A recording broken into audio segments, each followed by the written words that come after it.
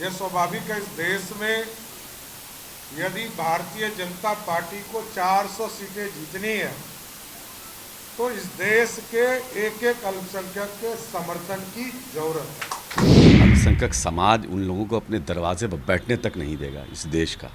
अल्पसंख्यक समाज को बिहार या देश में सबने सिर्फ डराने का काम किया और ये उसी तरह है जिस तरह लालू जी ने 15 साल में कभी किसी को आरक्षण नहीं दिया।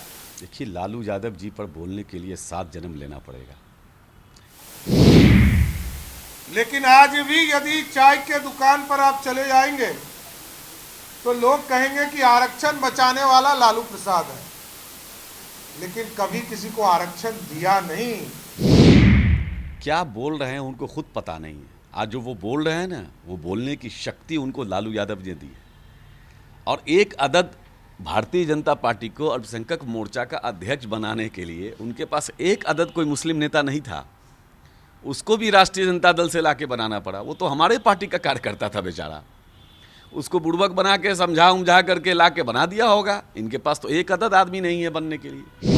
नमस्कार, मैं हूं देवांशु, आप देख रहे हैं न्यूज़ फॉर नेशन। 2024 के मद्देनजर जेडीयू और आरजेडी वाले जो हैं वो मैराथन बैठक जो है वो कर रहे हैं, तो दूसरी तरफ बीजेपी जो है वो अक़लियतों को अपने खेमे में करने के लिए भरकस कोशिश जो है वो कर रही है। इसी कड़ी में आज ये तस्वीरें देखिए उस वक्त की है, पटना बीजेपी कार्यालय की है, जहां पर बीजेपी के प्रदेश अध्यक्ष सम्राट चौधरी नज़र आ रहे हैं, बीजेपी के राष्ट्रीय प्रवक्ता सैयद शाहनवाज हुसैन नज़र आ रहे हैं। और इस कार्यक्रम में बिहार बीजेपी के अल्पसंख्यक मोर्चा के नए प्रदेश अध्यक्ष के नाम का ऐलान किया गया। कमरुज़्ज़मा खान को बनाया गया है बिहार बीजेपी के अल्पसंख्यक मोर्चा का प्रदेश अध्यक्ष। जब बोलने की बारी सम्राट चौधरी की आई तो खूब बोला उन्होंने। हल्ला जो है वो हल्ला बोल जो है वो लालू प्रसाद यादव पर सम्राट चौधरी ने आज किया और कहा कि मुसलमानों को ठगा है लालू यादव ने और देश में मुसलमान जो हैं वो सबसे ज़्यादा सुरक्षित हैं। इस वक्त हमारे साथ बात करने के लिए आरजेडी के एमएलसी होंगे जो कि लालू यादव के करीबी नेताओं में से एक हैं और अल्पसंख्यक चेहरा भी माने जाते हैं आरजेडी का। स्वागत है सर आपका। जिस तरीके से सम्राट चौधरी ने कहा कि लालू यादव ने ठगा है अल्पसंख्यक को, क्या कहेंगे आप? देखिए, लालू यादव जी पर बोलने के लिए 7 जन्म लेना पड़ेगा।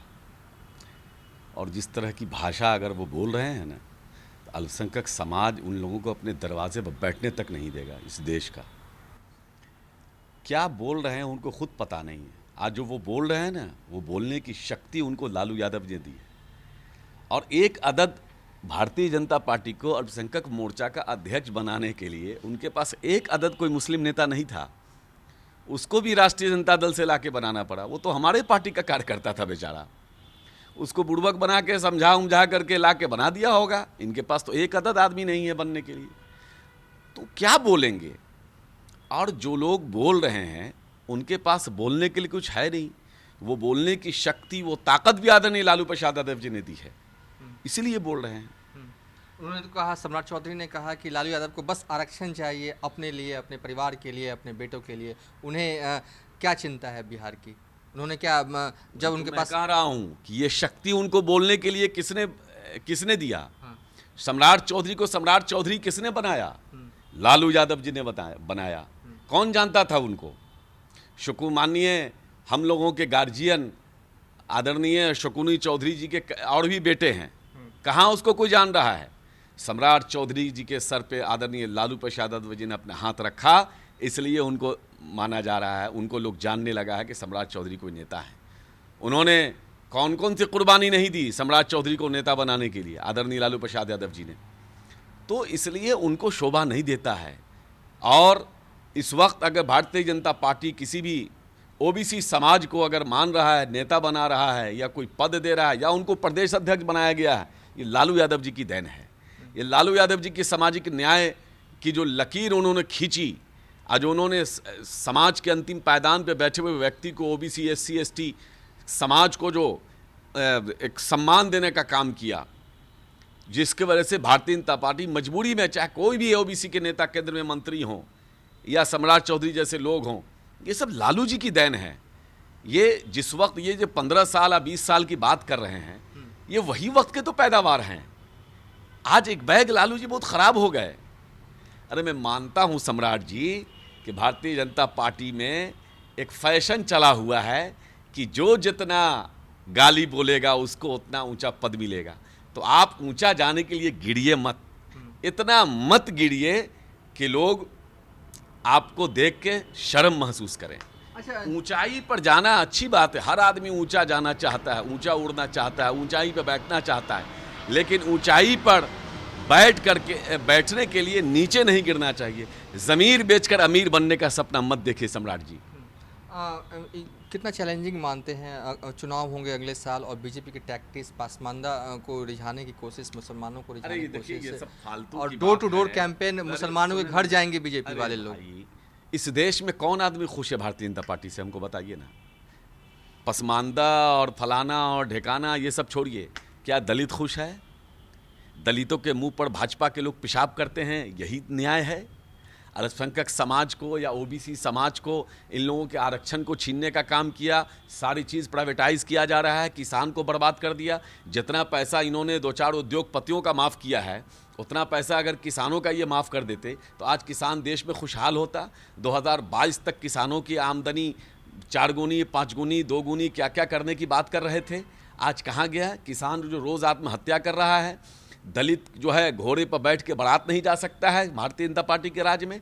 मेवात में हो या देश के अन्य राज्य में हो, चाहे यूपी में चले जाइए, कोई मस्जिद में तबलीगी जमात का लोग जा नहीं सकता है।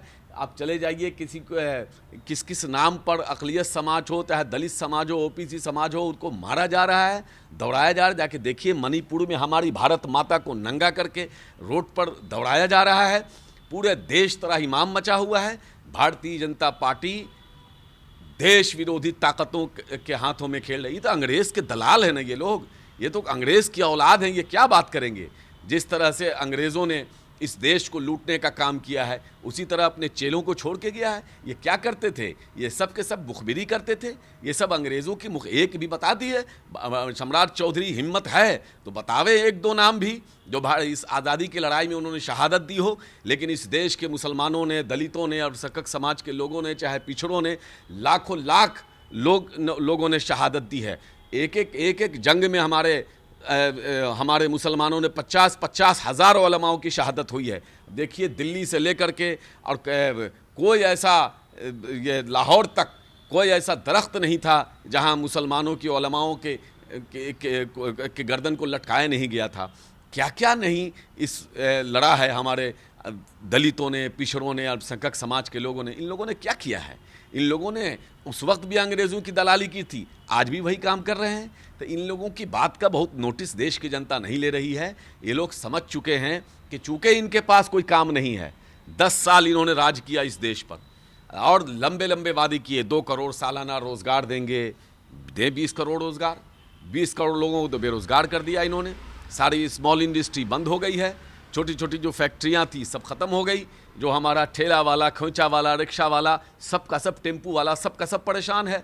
बिहार एक ऐसा राज्य है जहां माननीय नीतीश कुमार जी और माननीय तेजस्वी यादव जी के नेतृत्व में लोगों को रोज़गार मिल रहा है, तो इनको छटपटाहट हो रही है।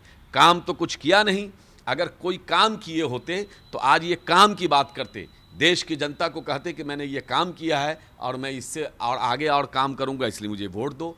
इन्होंने काम कुछ किया नहीं, सिर्फ हिंदू मुसलमान करके देश को लूटने का काम किया है। अपने चंद 2 गुजराती ने मिलकर 2 गुजराती ने देश के संपत्ति को बेचना शुरू किया, 2 गुजराती ने उस देश के संपत्ति को खरीदना शुरू किया।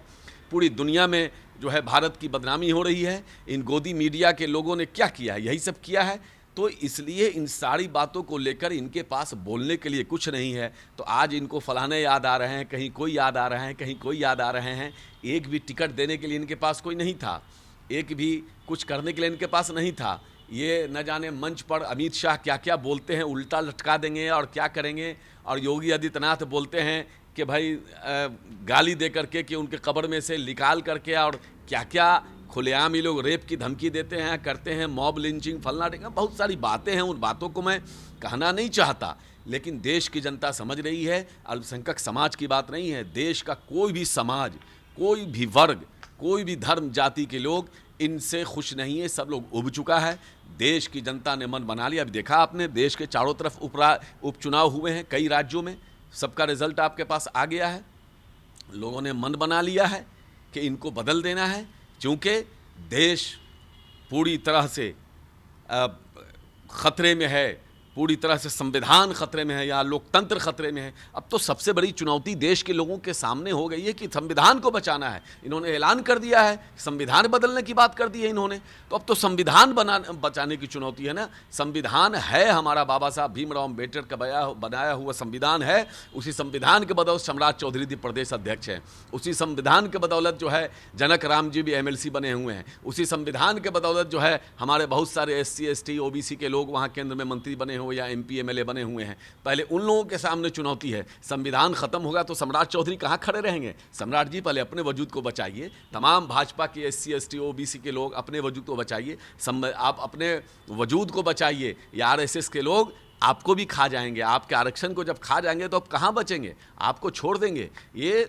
देखिए, दलित मुसलमान तो बहाना है, दलित पिछड़ा पर निशाना है। भारतीय जनता पार्टी की जो नीति है, उस नीति से देश का लोग पूरी तरह से अवगत है और जान रहा है। इसलिए इस देश के लोग इस बार संविधान को बचाएंगे और भाजपा के हाथों से भाजपा के हाथों से ये जो तमाम चीज़ें जो ख़त्म की जा रही हैं, संस्थाएं ख़त्म की जा रही है, उस पर अंकुश लगेगा और देश बचेगा, संविधान बचेगा, तो सत्ता तो आती और जाती रहेगी। चलिए थे RJD MLC कार्य है फिलहाल अभी तक के लिए इतना ही। आप देखते रहिए न्यूज़ फॉर नेशन।